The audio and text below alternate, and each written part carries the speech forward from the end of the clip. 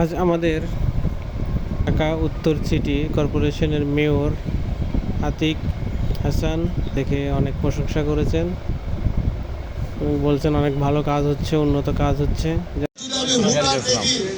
রাস্তার মধ্যে চলে আসছে যেখানে জনগণ হাঁটবে,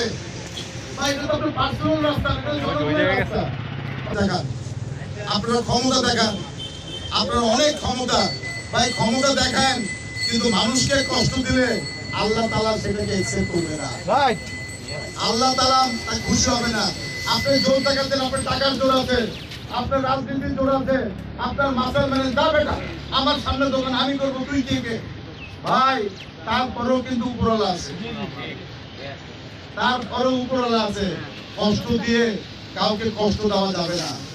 আমি আপনাদেরকে বলবো এই ফুটপাতটা ক্লিয়ার রাখেন, আমাদেরকে কাজ করতে দেন। আমরা কথা দিতে চাই ইনশাল্লাহ